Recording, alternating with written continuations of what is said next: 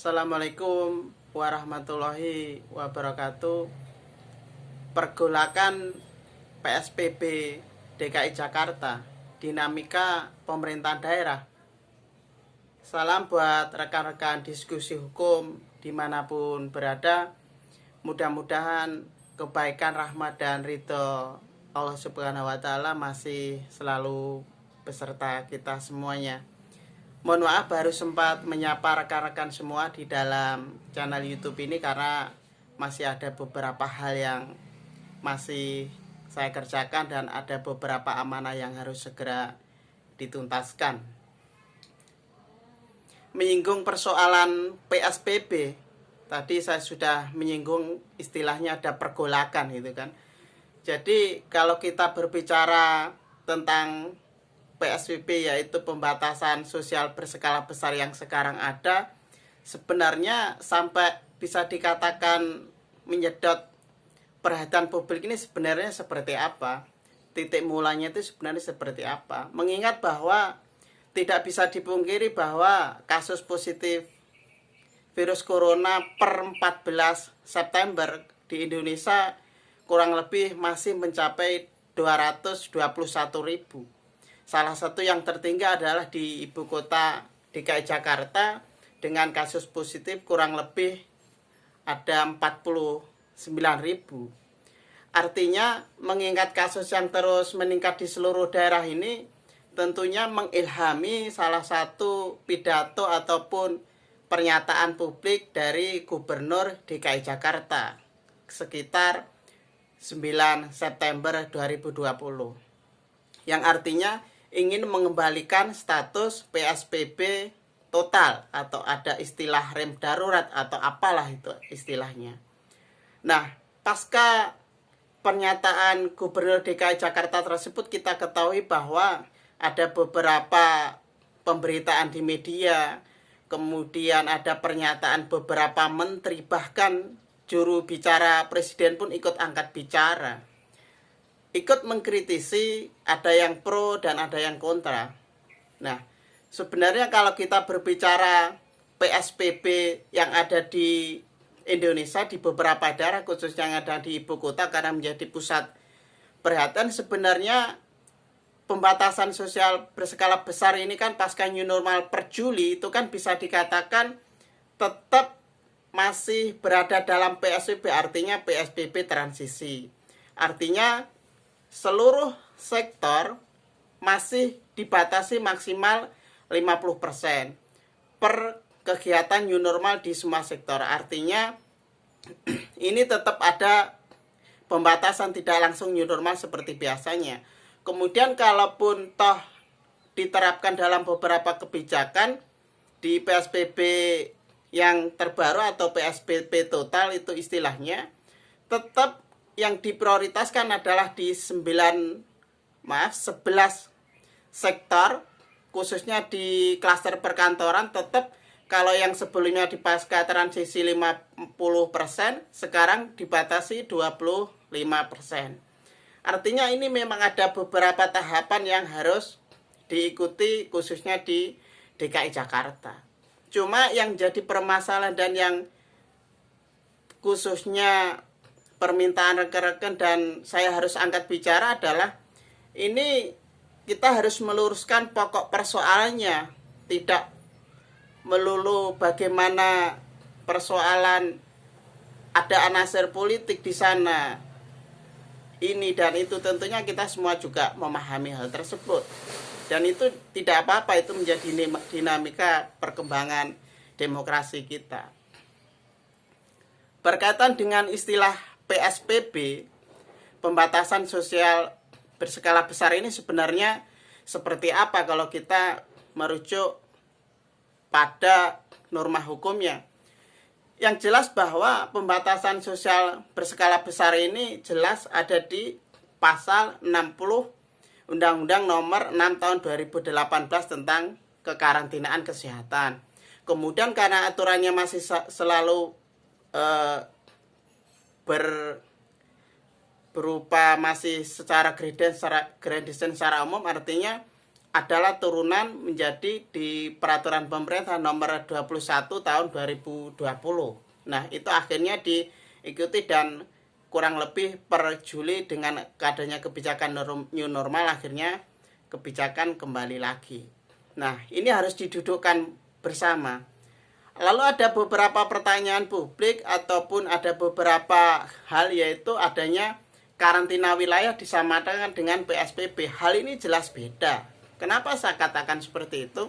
Karantina wilayah di sana redaksi hukumnya adalah di pasal 55 Undang-Undang Kekarantinaan Kesehatan.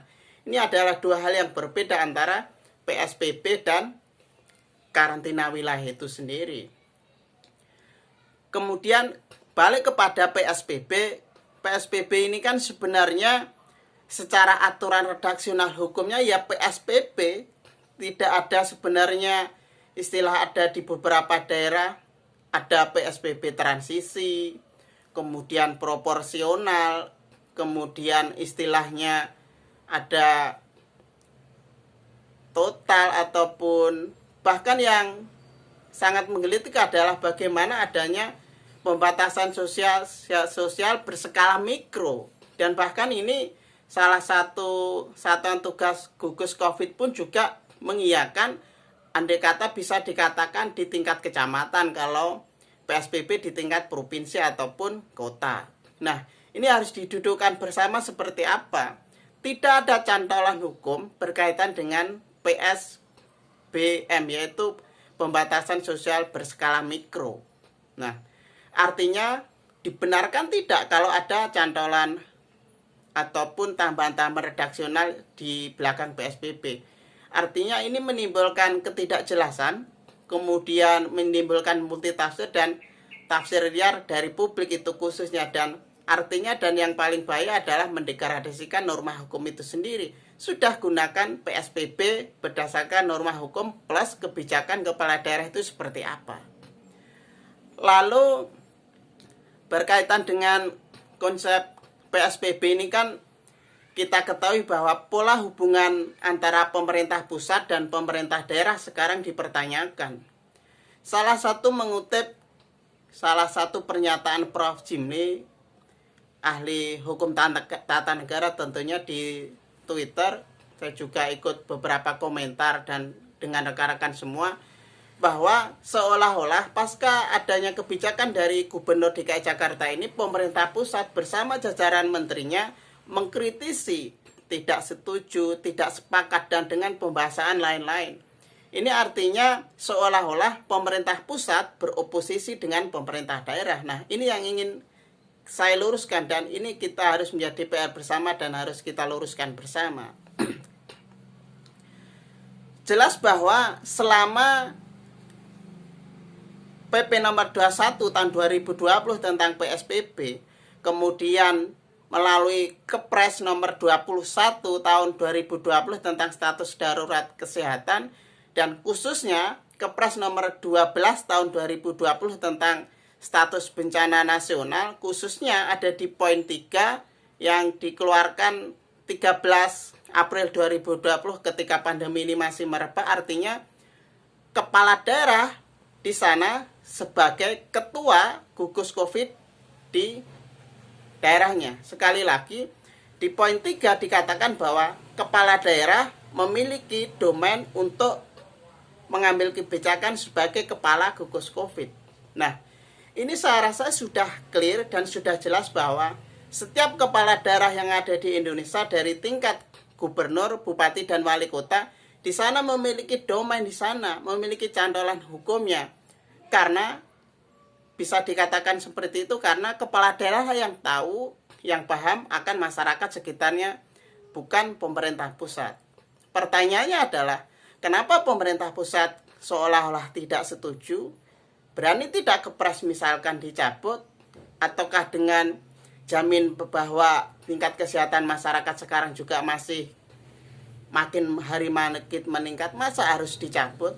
Kalau tidak dicabut ya sudah, serahkan saja kebijakan yang diambil kepala daerah sudah menjadi semestinya. Pertanyaannya, perlu izinkah kepada pemerintah pusat? Kalau kita merunut pada waktu di awal-awal PSBB dari aturan Kementerian Kesehatan, kemudian secara birokrasi, ini loh peta wilayahnya, kemudian melalui aturan dari Kementerian Kesehatan, setuju atau tidak tentang PSBB. Sekarang kan aturan sudah berubah, tidak ada kewajiban untuk izin melalui Kemenkes ketika kepala daerah mengambil kebijakan PSBB lagi atau tidak. Nah, benang merah ini harus kita cermati bersama sekali lagi bahwa kepala daerah memiliki domain yang urgent sekali untuk bagaimana menentukan masyarakatnya untuk terus memerangi COVID-19 ini. Nah, lalu pola koordinasi antara pemerintah pusat dan pemerintah daerah itu sebenarnya idealnya seperti apa? Di masa pandemi seperti ini, sesuatu yang ideal ataupun sesuatu yang wajar memang menjadi berubah darurat itu kan. Akan tetapi kalau kita berbicara hukum, selama masih bisa diusahakan, selama masih bisa diikhtiarkan untuk berada di dalam rel hukum, kita harus tetap menjalankan. Sebagaimana ketahui bahwa Peraturan Presiden Nomor 82 tahun 2020 tentang di sana ada Komite Penanganan Pandemi dan Pemulihan Ekonomi Nasional. Artinya Perpres tersebut lahir 20 Juli 2020 bersama dengan keadaan new normal itu sendiri. Yang ingin saya katakan adalah Perpres tersebut tetap selama Kepres tentang status daruratan kesehatan itu masih ada. Artinya melalui Perpres tersebut tidak mencabut aturan atau instrumen yang ada di sebelumnya. Artinya kesehatan tetap ada, kemudian ditambahkanlah klausula ekonomi itu sendiri. Artinya ketua gugus COVID masih tetap berjalan, kemudian pemulihan ekonomi ada ketuanya lagi. Dan bahkan per PSBB yang dilakukan Jakarta per 14 September, Presiden langsung mengeluarkan 9 arahan Presiden berkaitan dengan pandemi ini sendiri. Bahkan menunjuk salah satu Kemenko-nya untuk ikut membawahi dan segera mempercepat penanganan kasus yang ada di Indonesia. Pertanyaannya adalah, ketika ada penunjukan-penunjukan yang seperti ini, seolah-olah pemerintah pusat terlalu overlapping untuk menunjuk ataupun memberikan mandat kepada siapa. Nah, ini jangan sampai menjadi beban bagi kepala daerah ataupun penanganan pandemi khususnya. Saya yakin bahwa pemerintah juga memiliki etikat baik agar segera dilaksanakan.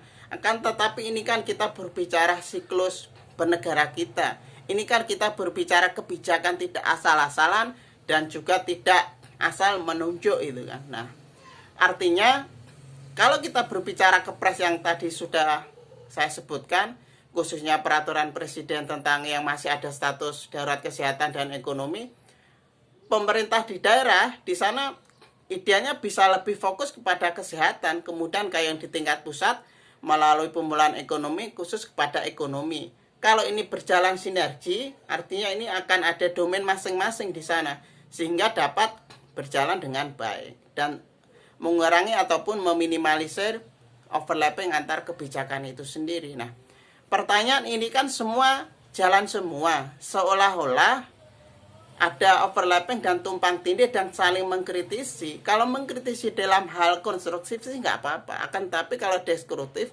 apalagi ada anasir-anasir politik yang menyertainya, ini kan yang jadi persoalan. Sekali lagi tidak tepat, tidak ideal, dan tidak menjadi ciri khas kita sebagai NKRI dalam arti otonomi daerah kalau pemerintah pusat beroposisi kepada pemerintah daerah. Ketika ada kebijakan dicegah, ketika ada pengeluaran yang dilakukan berkaitan dengan kebijakan dikritisi. Bantah saja kalau ada hal dengan hal yang argumentatif, objektif, rasional, dan tentunya sebagai komparasi kebijakan. Terserah publik nanti akan menilai seperti apa. Jangan sampai seolah-olah yang kemarin seolah-olah publik antara pemerintah pusat dan daerah seolah-olah tidak sinkron. Seolah-olah tidak ada satu frame. Ini kan masyarakat yang ada di bawah ini sudah bisa dikatakan kebingungan bagaimana pandemi ketika pengeluaran anggarannya banyak, instrumen hukumnya juga sudah ada step by step, tetap peningkatan masih ada itu karena. Ini menjadi PR bersama kita semua tentunya. Sekali lagi, karena kasus ini juga belum berakhir, saya berharap semua belah pihak, pemerintah pusat, kemudian pemerintah daerah, stakeholder, siapapun dan dimanapun berada, tetap semangat, tetap waspada dan hati-hati, akan tetapi jangan terlalu panik yang berlebihan. Karena panik berlebihan itu tentunya akan menurunkan imunitas kita, sehingga panik yang berlebihan terkadang kita membatasi diri, membatasi kegiatan sosial, silaturahim atau apapun. Tetap aktivitas seperti biasa, tetap ikuti protokol kesehatan dari pemerintah khususnya, karena itu kan salah satu ikhtiar kita bersama. Minimal dari diri kita sendiri sebagai ikhtiar yang terkecil itu kan. Makanya sesuai kapasitas dan bidang masing-masing dimanapun kita berada, sesuai agama dan kepercayaan masing-masing, mari kita tetap berdoa pada Tuhan Yang Maha Esa. Saya yakin bahwa pandemi virus corona ini akan segera berakhir. Kita akan mampu melewatinya dan kita akan menang tentunya, bismillah. Dan saya yakin bahwa ini akan menjadi ujian yang akan banyak hikmah yang akan dapat kita ambil di dalam kehidupan kita masing-masing. Berkaitan dengan PSBB, itu yang bisa saya sampaikan untuk menjawab ataupun menanggapi berbagai statement ataupun pernyataan rekan-rekan semuanya.